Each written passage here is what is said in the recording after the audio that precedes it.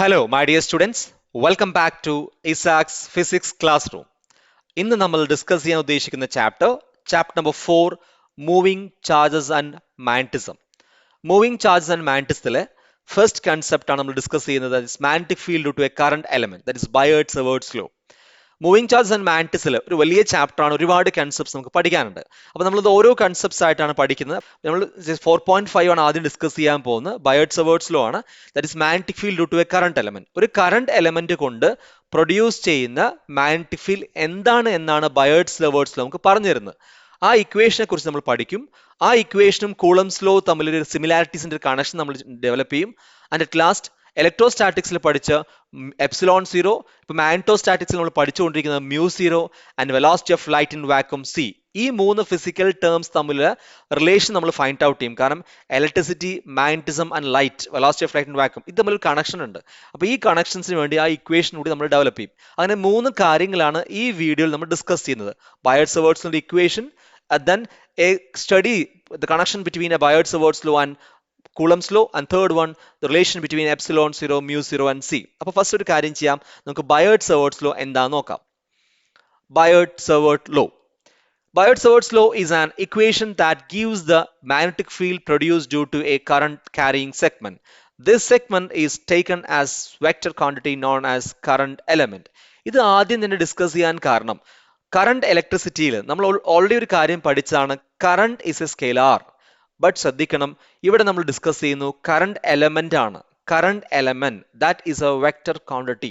അപ്പോൾ ഒരു current element കൊണ്ട് പ്രൊഡ്യൂസ് ചെയ്യുന്ന മാഗ്നറ്റിക് ഫീൽഡ് സ്ട്രെങ്ത് എത്രയാണെന്നാണ് ബയേർഡ്സ് ലോ പറഞ്ഞു തരാൻ പോകുന്നത്. അപ്പോൾ ബയേർഡ്സ് ലോയിൽ കറണ്ട് എലമെന്റ് എന്ന് പറയുന്നത് വെക്ടർ ക്വാണ്ടിറ്റി ആണ്. It has some direction. അപ്പൊ ആ ഒരു കൺസെപ്റ്റ് ആണ് നമുക്ക് ആദ്യം മനസ്സിലാകേണ്ടത്. അപ്പൊ തന്നെ ഒരു കാര്യം മനസ്സിലായി, current element is a vector. ആ വെക്ടർ ആണ് എന്ത് പ്രൊഡ്യൂസ് ചെയ്യുന്നത്? മാഗ്നറ്റിക് ഫീൽഡ് പ്രൊഡ്യൂസ് ചെയ്യുന്നത്. So magnetic field due to a current element. അപ്പൊ ഐ എന്ന കറണ്ട്, ഡി എൽ എന്ന ലെങ്ത്, ഇത് രണ്ടും കൂടിയിട്ട് I D L, that is current element. അപ്പൊ ആ മാർക്ക് ചെയ്ത ഐ ഡി എൽ എന്ന കറണ്ട് എലമെന്റ് കൊണ്ട് പ്രൊഡ്യൂസ് ചെയ്യുന്ന ഒരു പി എന്ന പോയിന്റിൽ പ്രൊഡ്യൂസ് ചെയ്യുന്ന മാഗ്നറ്റിക് ഫീൽഡ് എന്താണെന്നാണ് ഡിസ്കസ് ചെയ്യുന്നത്. ശ്രദ്ധിക്കേണ്ട ഒരു കാര്യം, due to current carrying conductor അല്ല. കണ്ടക്ടർ കൊണ്ട് മുഴുവൻ മാഗ്നറ്റിക് ഫീൽഡ് കാണുന്നില്ല. നമ്മളിപ്പോൾ കാണുന്നത് magnetic field produced by a current element, that's a vector quantity. ആ current element കൊണ്ട് പ്രൊഡ്യൂസ് ചെയ്യുന്ന magnetic field. The magnetic field produced by a small current carrying element, that is current element, at a nearby point is directly proportional to. അപ്പോൾ ഈ current element produce ചെയ്യുന്ന magnetic field എന്തിനൊക്കെ depend ചെയ്യും? First one, the current flowing through the element. ആ എലമെന്റിലൂടെ ഒഴുകുന്ന current എത്രയാണ്? അപ്പോൾ current കൂടിക്കഴിഞ്ഞാൽ മാഗ്നറ്റിക് ഫീൽഡ് കൂടും, because it is directly proportional. And second one, the length of the element, that is എത്രയാണോ ലെങ്ത് എടുക്കുന്നത്, ആ ഡി എൽ കൂടുന്നതനുസരിച്ചും അവിടെ മാഗ്നറ്റിക് ഫീൽഡ് കൂടും. And third one, sine of the angle between the element and the line joining the point to the element. അതായത് ഏത് പോയിന്റിലാണോ നമ്മൾ മാഗ്നറ്റിക് ഫീൽഡ് കാണുന്നത്, ഡി എൽ എന്ന കറണ്ട് എലമെന്റ് എന്ന് ആ പോയിന്റിലേക്ക് വരയ്ക്കുന്ന ആറും ഡി എല്ലും കൂടി മേക്ക് ചെയ്യുന്ന ആംഗിളിന്റെ sign, that is sign of angle between the element and line joining the point to the element. And fourth one, inversely proportional to the square of the distance between the element and the point. That means ആ point എന്ന് D എല്ലിലേക്ക് വരയ്ക്കുന്ന R എന്ന ഡിസ്റ്റൻസിന് inverse square law. അപ്പൊ ഇതിൽ മനസ്സിലാക്കേണ്ട കാര്യം, first മൂന്ന് term directly proportional ആണ്, and last term is inversely proportional. അപ്പൊ ഈ ഒരു ഫിസിക്കൽ ടേംസിന് അല്ലെങ്കിൽ ഈ ഒരു സ്റ്റേറ്റ്മെന്റിന് ഇക്വേഷൻ ആക്കി മാറ്റുമ്പോൾ നമുക്ക് ഇങ്ങനെ എഴുതാൻ പറ്റും, it is D B proportional to I D L sine theta by R square. Where D B എന്ന് എഴുതാൻ കാരണം, നമ്മളിവിടെ കാണുന്നത് ഒരു സ്മോൾ എലമെന്റ് കൊണ്ട് മാഗ്നറ്റിക് ഫീൽഡ് ആണ്. We are not finding the magnetic field of entire current carrying conductor. If you finding so, we can write B. അങ്ങനെ മുഴുവനായിട്ട് കാണാൻ നമുക്ക് ബി എന്ന് എഴുതാമായിരുന്നു. But here we are finding only the magnetic field due to a small element. ചെറിയ element കൊണ്ടുണ്ടാവുന്ന magnetic field കാണുന്നതുകൊണ്ടാണ് D B എന്ന് എഴുതിയത്. So we have I D L and sine theta, three terms on top, and R square inverse square law, that is denominator. So what is the proportionality constant here? നമ്മൾ last വീഡിയോയിൽ ഒരു comparative study പഠിച്ചപ്പോൾ ഒരു കാര്യം പറഞ്ഞാണ്, അതായത് ഇലക്ട്രോസ്റ്റാറ്റിൽ 1/4πε0 എന്നൊരു proportionality constant വരുമ്പോൾ 1/ε0 changes to mu 0 ആവും, 1/4π അങ്ങനത്തെ നിൽക്കും. So here the proportionality constant mu 0/4π I D L sine theta by R square. So മാഗ്നറ്റോസ്റ്റാറ്റിക്സിലെ പ്രൊപ്പോർഷണാലിറ്റി കോൺസ്റ്റന്റ് എന്ന് പറയുന്നത് mu 0/4π ആണ്. ഇനി what is mu 0?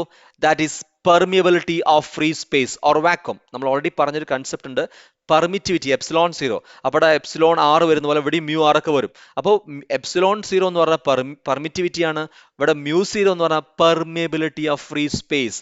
Epsilon zero comes on electrostatics and mu zero comes on magnetostatics. So mu zero is the permeability of free space. Then value of mu zero is equal to 4 pi into 10 raised to minus 7 Tesla meter per ampere. അതായത് D B എന്ന് പറയുന്ന magnetic ഫീൽഡിന്റെ unit ടെസ്ലയാണ്, magnetic field unit ടെസ്ലയാണ്. But mu zero എന്ന് പറഞ്ഞാൽ it is 4 pi into 10 raised to minus 7 Tesla meter per ampere. അപ്പോൾ ഇതാണ് മ്യൂ സീറോന്റെ what is value of mu zero by 4 pi, കാരണം അതല്ലേ constant. So mu zero by 4 pi is equal to 10 raised to minus 7. ഏതുപോലെ 1 by 4 pi epsilon 0 നമ്മൾ 9 10 raised to 9 പഠിച്ചതുപോലെ here mu zero by 4 pi is equal to 10 raised to minus 7. അപ്പോൾ problems വരുമ്പോൾ ശ്രദ്ധിക്കുക, substitute 10 raised to minus 7. It is found that the direction of magnetic field at the point P is perpendicular to both DL and R. അത് നമ്മൾ ഇനി coming video discuss ചെയ്യും, കാരണം right hand thumb rule ഒക്കെ discuss ചെയ്യുമ്പോൾ നമുക്ക് മനസ്സിലാവും. Thumb indicates the current, the closed finger indicates the magnetic field. So they are perpendicular to each other. അപ്പോൾ ആ ഒരു കൺസെപ്റ്റ് ആണ് അവിടെ എക്സ്പ്ലെയിൻ ചെയ്യുന്നത്. അത് നമ്മൾ ഡെമോൺസ്ട്രേഷൻ ചെയ്യുമ്പോൾ അത് കറക്റ്റ് ആയിട്ട് നിങ്ങൾക്ക് മനസ്സിലാവും. So this is a vector form of Biot-Savart's law. dB is equal to mu 0 by 4 pi ideal sin theta by r square n cap, where n cap is the unit vector perpendicular to both the dl and r. അത് നമ്മൾ next equation എഴുതുമ്പോൾ correct ആയിട്ട് മനസ്സിലാക്കാം. കാരണം നമുക്കറിയാം A cross B എന്ന് പറയുന്ന A B sine തീറ്റയാണ്. ഇവിടെ ഐ ക്രോസ് ഡി എൽ എന്നല്ല എഴുതേണ്ടത്, ഡി എൽ ക്രോസ് ആർ ആണ് എഴുതേണ്ടത്. കാരണം തീറ്റ എന്ന് പറയുന്ന ആംഗിൾ ബിറ്റ്വീൻ ആറും ഡി എല്ലും ആണ്. അപ്പോൾ നെക്സ്റ്റ് നമ്മൾ ക്രോസ് പ്രൊഡക്റ്റ് ആയിട്ട് ഇക്വേഷൻ എഴുതുമ്പോൾ മനസ്സിലാവും. പിന്നെ ശ്രദ്ധിക്കേണ്ട ഒരു കാര്യം നമുക്കറിയാം, ഡി എൽ ആൻഡ് ആർ, അതായത് ഇവിടെ സൈൻ തീറ്റയാണ്, എ ക്രോസ് ബി എന്ന് പറയുന്നത് എ ബി സൈൻ തീറ്റയാണ്. അപ്പോൾ സൈൻ തീറ്റ എന്ന് പറയുമ്പോൾ എ ക്രോസ് ബി എന്ന് പറയുമ്പോൾ എ എക്സ് പ്ലെയിനിലാണ്, ബി വൈ പ്ലെയിനിലാണെങ്കിൽ അതിന്റെ ക്രോസ് പ്രൊഡക്റ്റ് എടുത്തു കഴിഞ്ഞാൽ അതിന്റെ പ്രൊജക്ഷൻ കിട്ടുന്ന സെഡിലേക്കായിരിക്കും.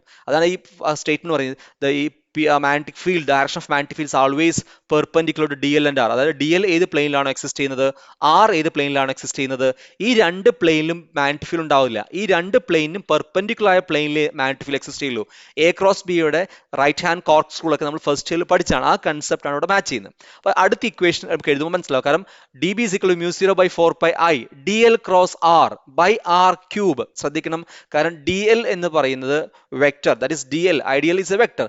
അപ്പോൾ ക്രോസ് ആർ എന്ന് പറയാൻ കാരണം രണ്ട് വെക്ടേഴ്സ് തമ്മിലാണ് നമ്മൾ ക്രോസ് പ്രൊഡക്റ്റ് എടുക്കുക. ഐ ക്രോസ് ഡി എൽ എന്ന് പറഞ്ഞാൽ തെറ്റി, കാരണം ഐ ഇസ് എ സ്കെയിലാർ. ഇവിടെ നമ്മൾ ഡി എൽ ക്രോസ് ആർ, അപ്പോൾ ആർ വെക്ടർ ആയതുകൊണ്ട് താഴെ ആർ ക്യൂബ് ആയി. നേരെ ആർ ക്യാപ്പ് ആണെങ്കിൽ താഴെ ആർ സ്ക്വയർ ആവുമായിരുന്നു. അപ്പോൾ ഇതാണ് വെക്ടർ ഫോം. അപ്പോൾ ഡി എൽ ക്രോസ് ആർ, അപ്പോൾ ഡി എൽ ഏത് പ്ലെയിനാണ്, ഡി എൽ ക്രോസ് ആർ, ഈ ഡി എല്ലും ആറും ഏത് പ്ലെയിനിലാണോ എക്സിസ്റ്റ് ചെയ്യുന്നത് അതിന്റെ പെർപെൻഡിക്കുലർ പ്ലെയിനിലാണ് എപ്പോഴും മാഗ്നറ്റിക് ഫീൽഡ് ഉണ്ടാവുക. അപ്പോൾ ഇതാണ് ഇക്വേഷൻ. അപ്പോൾ ശ്രദ്ധിക്കേണ്ട കാര്യം, ആർ ക്യാപ്പ് ആണെങ്കിൽ താഴെ ആർ സ്ക്വയർ ആവും. So this is the equation. dB is equal to mu 0 by 4 pi ideal cross r cap, so r square. ഇവിടെ r വെക്ടർ ആകുമ്പോൾ r ക്യൂബ്. ഇത് കൂളംസിലൊക്കെ വരുന്ന ഇക്വേഷൻസ് ആണ്. വെക്ടേഴ്സ് ആകുമ്പോൾ താഴെ r ക്യൂബ് വരും, ക്യാപ്പ് ആകുമ്പോൾ r സ്ക്വയർ വരും. പക്ഷെ ശ്രദ്ധിക്കേണ്ട ഒരു കാര്യം, the angle between, sine of the angle എന്ന് പറയുന്നത് it's between D L and R, not I cross D L. ശരിക്കും ഐഡിയൽ സൈൻ തീറ്റ എന്ന് എഴുതുമ്പോൾ ചില തെറ്റിച്ച് പോകും, ഐ ക്രോസ് ഡി എൽ എന്ന് എഴുതി പോകും. തെറ്റാണ്, കാരണം I is A current, that is a vector, അല്ല സ്കെയിലർ ആണ്. പക്ഷെ ഇവിടെ നമുക്ക് വേണ്ടത് രണ്ട് വെക്ടേഴ്സ് തമ്മിൽ ക്രോസ് പ്രൊഡക്റ്റ് വേണ്ടത്. അപ്പോൾ ഐഡിയൽ ക്രോസ് ആർ എന്ന് എഴുതിയാലും തെറ്റില്ല. So D L cross R, so it become D L cross R cap. അപ്പോൾ ഇതാണ് ബയോട്ട്-സവേർട്സ് ലോയുടെ വെക്ടർ ഫോം ഓഫ് ഇക്വേഷൻ. അപ്പോൾ ബയോട്ട്-സവേർട്സ് ലോ എന്താ നമ്മൾ പഠിച്ചു കഴിഞ്ഞു.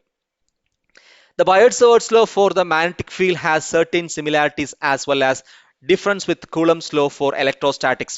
അപ്പോൾ നമ്മൾ ഇത് ഇലക്ട്രോസ്റ്റാറ്റിക്സിലെ കൂളംസ് ലോ ആണ്, ഇത് മാഗ്നറ്റോസ്റ്റാറ്റിക്സിലെ ബയോട്ട്-സവേർട്സ് ലോ ആണ്. അപ്പോൾ ഈ രണ്ട് ഇക്വേഷൻ തമ്മിലൊരു കമ്പാരിസൺ ആണ് നമ്മൾ ഇനി ചെയ്യാൻ പോകുന്നത്.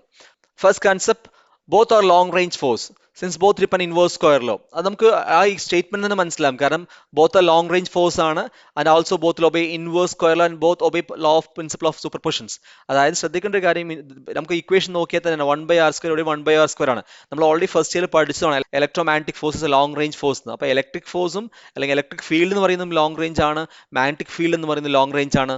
Both obeys inverse square law. Coulomb's ലോയിൽ 1 by r square വന്നിട്ടുണ്ട്, ബയോട്ട്-സവേർട്സിൽ 1 by r square വന്നിട്ടുണ്ട്. So both obey inverse square law and also both are long range field എന്ന് പറയാം നമുക്ക്.